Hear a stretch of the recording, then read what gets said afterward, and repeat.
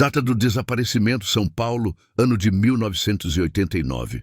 O relógio marcava 8h42 da manhã, quando Nicolas Chaves saiu de casa com uma moeda de 50 cruzeiros apertada na mão suada. O sol já batia forte na calçada da rua Cajarana, no bairro de São Mateus, zona leste de São Paulo. Ele usava uma bermuda azul desbotada, sandália havaiana gasta e uma camiseta branca com o desenho de um super-herói rasgado na gola. Dona Heloísa, a mãe, estava na cozinha mexendo no café quando ele passou correndo pela porta, gritando: "Mãe, vou ali na padaria pegar o pão, tá? Já volto." E ela, como fazia todas as manhãs, apenas assentiu com a cabeça e gritou de volta: "Traz o de leite, hein, filho? Nada de doce hoje." Aquela era a rotina deles, simples, comum, quase automática. Nicolas adorava ir até a padaria do Zé. Não só porque ganhava um chiclete de troco às vezes, mas porque podia ver os carrinhos na vitrine da papelaria ao lado. O trajeto era curto, 2 esquinas, uma travessa e pronto. O balcão com os pães quentes o esperava. Mas naquela manhã algo mudou. Nicolas passou pela primeira esquina, como confirmou depois o Sr. Walter, um dos vizinhos mais antigos do bairro, que estava lavando o carro na calçada. Vi ele dobrando a rua, com aquele passinho apressado, sabe? Nem parecia que ia desaparecer, disse Walter mais tarde, com os olhos marejados. Depois disso, mais ninguém o viu. Nem a câmera de segurança da quitanda, instalada muitos anos depois. Nem os funcionários da padaria, nem os entregadores que passavam frequentemente pelo trajeto. Era como se Nicolas tivesse sido engolido pelo chão entre a esquina da rua e a entrada da padaria. Seu Jorge, pai de Nicolas, ainda estava no trabalho naquela manhã, uma obra em Itaquera. E só soube da ausência do filho por volta do meio-dia, quando chegou para o almoço e encontrou a esposa em prantos. Ele sempre voltava em 10 minutos, 15 no máximo. Quando deu 30 e ele não voltou, meu coração já avisava que tinha algo errado, contou ela em uma entrevista muitos anos depois. E o mais assustador: a moeda que Nicolas levava foi encontrada caída no chão, bem no portão da casa, como se tivesse voltado, mas algo o impedisse de entrar. Mesmo assim, ninguém entrou em pânico de imediato. Afinal, crianças às vezes se distraem, vão na casa de um colega, param no campinho para ver uma pelada. Dona Heloísa, tentando se manter firme, perguntou à tia Norma, a vizinha do lado, se Nicolas havia passado por lá. "Não vi, mas posso ter perdido. Estava estendendo roupa no quintal", respondeu ela, sem imaginar o peso que aquela frase ganharia. Os minutos viraram horas, e as horas desespero. Seu Jorge, já de volta, pegou o chinelo e começou a andar pelo bairro, entrando em mercadinhos perguntando aos conhecidos: "Você viu o Nicolas? Meu menino de camisa branca, magrinho, cabelo arrepiado?" As respostas eram todas negativas. A padaria do Zé garantiu: "Hoje ele não veio aqui não." O dono até fez questão de mostrar o saco de pães ainda cheio, para provar que a encomenda da dona Heloísa continuava intocada. Foi quando o primeiro calafrio passou pela espinha da mãe. Aquilo não fazia sentido. Nicolas era obediente, não se perdia, não ia longe sem avisar. Algo estava errado, muito errado. Ela voltou correndo para casa, abriu as gavetas do filho, conferiu se algum brinquedo ou peça de roupa havia sumido. Nada. Tudo no lugar, como se ele não tivesse sequer cogitado ir para outro lugar. E então ela se ajoelhou no quarto e começou a rezar alto, enquanto segurava a sandália esquerda de Nicolas, deixada na porta por descuido. A partir daquele momento, o bairro parou. Todos os olhos se voltaram para aquele menino. A história deixava de ser apenas um atraso e virava algo que ninguém estava preparado para enfrentar. A vizinhança não sabia, mas aquele sábado comum acabava de se transformar no dia em que Nicolas Chaves desapareceria para sempre, pelo menos até hoje. Naquela mesma tarde, enquanto o sol ainda castigava o cimento rachado das calçadas, o bairro de São Mateus parecia congelar no tempo. A notícia se espalhou feito rastilho de pólvora. O Nicolas sumiu. Quem ouvia, largava o que estivesse fazendo. Dona Elza, que vendia frango assado na esquina, fechou a barraca e saiu em busca. Seu Antenor, que sempre implicava com os moleques da rua, foi o primeiro a pegar a bicicleta e começar a rodar as ruas paralelas. Crianças, adolescentes, velhos, todos começaram a procurar. Àquela altura já não era mais uma simples demora, era um desaparecimento. A rua onde Nicolas morava ficou tomada de gente em silêncio, andando de um lado para o outro, com os olhos atentos a cada fresta de muro, cada portão entreaberto, cada bueiro. A polícia foi acionada por volta das 14h e 2 viaturas chegaram quase 1 hora depois. Os agentes fizeram perguntas protocolares, anotaram os nomes dos pais, pegaram uma foto meio amarelada que Dona Heloísa tinha do filho, tirada no Natal anterior, e saíram para averiguar a área. Mas para quem via de fora, era como se não acreditassem muito. Talvez ele tenha fugido, disseram. A mãe quase desmaiou ao ouvir aquilo. Nicolas era um menino doce, caseiro, que mal sabia andar sozinho por lugares que não conhecia. Fugir? Fugir por quê? Seu Jorge se recusava a aceitar o que os olhos já gritavam. Foi até o campo de terra, onde os meninos do bairro costumavam jogar bola. Gritou o nome do filho até a voz falhar. Entrou no bar do dito, olhou nos fundos, checou até o banheiro. Nada. Voltou pela rua principal, onde o mercado já estava fechando, e um funcionário comentou: "Se ele passou por aqui, não reparei, mas vi um cachorro latindo muito na hora do almoço.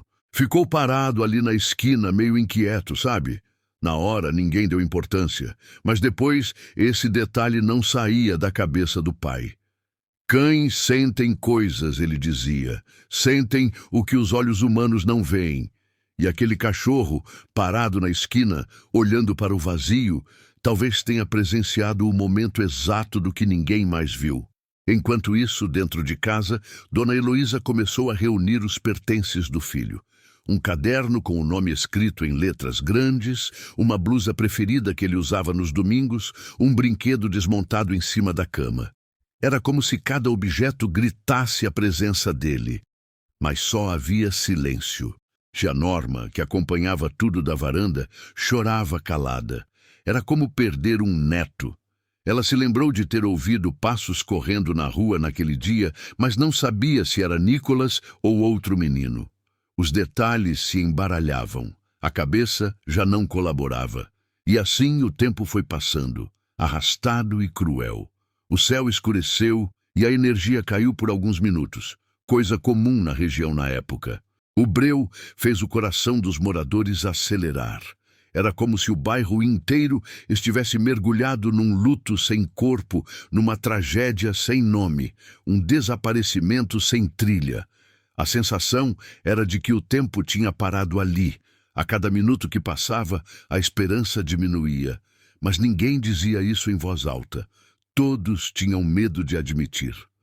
As buscas seguiram madrugada adentro, com lanternas fracas e olhos marejados. A mãe não dormiu. O pai, em silêncio, passava a mão pela parede do corredor, como se procurasse algum sinal que indicasse: "Ele passou por aqui." Mas não havia nada. Nenhum fio de roupa, nenhum sapato esquecido. Apenas a ausência gritante de um menino que saiu para comprar pão e não voltou nunca mais. No terceiro dia após o desaparecimento, quando os rostos já estavam inchados de chorar e as pernas dos voluntários do bairro começavam a fraquejar, surgiu a primeira pista concreta. Um rapaz de 20 e poucos anos chamado Rafael, que morava 2 ruas abaixo da casa dos Chaves, apareceu à noite na frente do portão, com o olhar pesado. Disse que na manhã do sumiço, enquanto voltava do trabalho noturno, viu um carro branco parado na esquina da rua Cedro, com a travessa da padaria. Estava ali com o motor ligado. Achei estranho porque era cedo demais para alguém estar esperando naquele canto e ninguém saiu do carro. O carro, segundo ele, era um modelo antigo, possivelmente um Del Rey, com a lataria mal cuidada e um adesivo desbotado no vidro traseiro. Quando foi questionado pela polícia, o depoimento de Rafael foi considerado pouco relevante. Disseram que, como ele havia trabalhado à noite, talvez estivesse cansado e confundido o horário. Não anotaram placa, não investigaram o carro, não espalharam o alerta para os outros bairros. A pista foi esquecida em uma gaveta qualquer, junto com a esperança de Dona Heloísa. No entanto, não foi o único detalhe estranho a ser ignorado. Tia Norma, já na semana seguinte, contou que há alguns dias antes do sumiço de Nicolas, notou um homem desconhecido sentado no ponto de ônibus perto da mercearia. Ele usava boné vermelho, tinha um rosto fino, pálido e parecia sempre observar as crianças passando. Na hora pensei que ele estava esperando alguém, mas depois percebi que ele estava ali todo dia, na mesma posição, com o mesmo olhar parado. Quando Nicolas desapareceu, o tal homem nunca mais foi visto. Mais uma vez, a polícia desconsiderou. Podia ser só um morador de rua ou alguém com problemas mentais. Não temos denúncia de comportamento agressivo. O tempo passou e ninguém mais viu aquele boné vermelho por ali. O bairro, mesmo com todos seus defeitos, conhecia quem era de dentro e quem era de fora. Aquele homem não era conhecido, e a coincidência de sumir logo depois do desaparecimento de uma criança doía na consciência de quem ficou. Dias depois, algo ainda mais intrigante aconteceu. Um grupo de crianças que brincava atrás de um muro abandonado encontrou um brinquedo sujo de terra, com as iniciais NC riscadas em uma lateral com caneta. Era um peão de madeira simples, idêntico ao que Nicolas costumava levar no bolso, mesmo indo à padaria. Aquilo gerou um novo lampejo de esperança. Dona Heloísa correu até o local, reconheceu o brinquedo de imediato. Ela chorava enquanto o segurava contra o peito, como se apertasse o próprio filho. Mas, para o delegado responsável, aquilo também não era suficiente. Sem digitais, sem testemunhas, não há como provar que é dele. Criança perde brinquedo toda hora. E com essa frase seca, fria, a pequena chama de esperança foi apagada mais uma vez. Nenhuma perícia foi feita no objeto, nenhuma foto tirada, nenhum registro. Era como se, por trás daquela investigação, existisse uma força invisível tentando apagar qualquer vestígio de Nicolas. Enquanto isso, os moradores começaram a murmurar. Alguns falavam em sequestro, outros em vingança contra o pai, que anos antes teria discutido com um homem numa obra. Mas nada levava a lugar algum. Cada teoria parecia mais desesperada que a anterior. As semanas se transformaram em meses, e Nicolas continuava sumido. Seu nome ecoava nos becos, nas rodas de conversa, nas orações de fim de tarde, mas nenhuma nova pista surgia, apenas o silêncio, o mesmo silêncio que havia envolvido aquela rua no instante em que ele desapareceu. No início de 2000, São Paulo já havia se transformado em outra cidade. A rua onde Nicolas morava agora tinha casas reformadas, carros modernos e novos moradores. Mas a casa número 78 continuava com a mesma pintura descascada, o mesmo portão de ferro azul e o mesmo silêncio preso nas paredes. Dona Heloísa nunca se mudou dali. Recusou todas as propostas de compra, recusou a ideia de recomeçar, recusou o luto. Ela acreditava, com cada célula do corpo, que o filho estava vivo. Toda manhã, por 30 anos, ela abria o portão, olhava para a esquina da rua Cajarana e esperava vê-lo voltando com o pão nas mãos. O marido, seu Jorge, faleceu em 2008, depois de uma parada cardíaca repentina. Nos últimos anos, mal falava. Passava as tardes na cadeira de balanço, olhando para o vazio. Partiu sem saber o que aconteceu com o filho. Dona Heloísa ficou. E foi ela quem recebeu a carta. Era uma terça-feira nublada e o carteiro entregou a correspondência com a mesma rotina de sempre.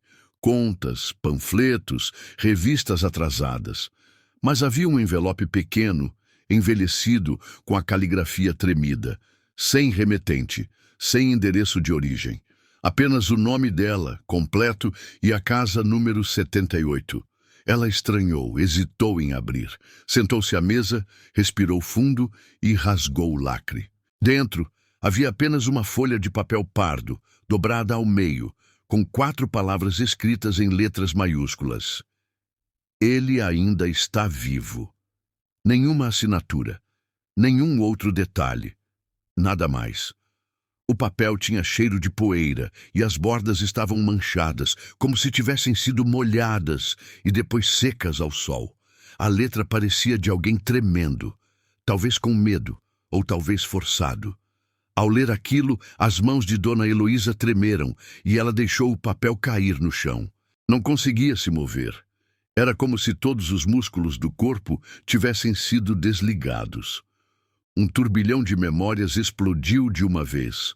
O sorriso do filho, o dia da escola, a roupa que ele usava, a moeda no bolso. Aquilo significava que ele estava bem ou que ainda sofria. A polícia foi chamada novamente. A carta foi recolhida, analisada, arquivada, sem digitais, sem DNA, sem pistas. O caso foi brevemente reaberto, mas logo engavetado por falta de elementos concretos. Mais uma vez, e mais uma vez, o tempo fez o que faz de melhor. Passou, mas algo mudou. Aquela carta, ainda que curta, fez o bairro lembrar. As novas gerações começaram a perguntar: quem era Nicholas? A história voltou a circular, e com ela as teorias. Alguns acreditam que ele foi vítima de tráfico humano, outros que foi criado por outra família sem saber sua origem.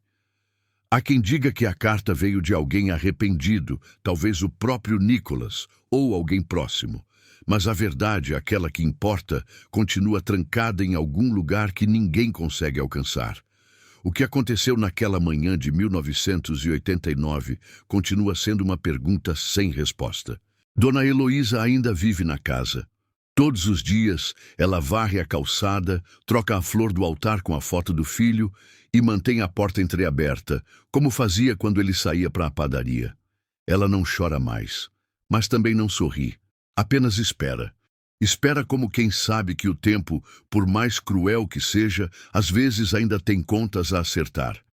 E talvez, um dia, Nicholas volte pela mesma rua, trazendo o pão que prometeu,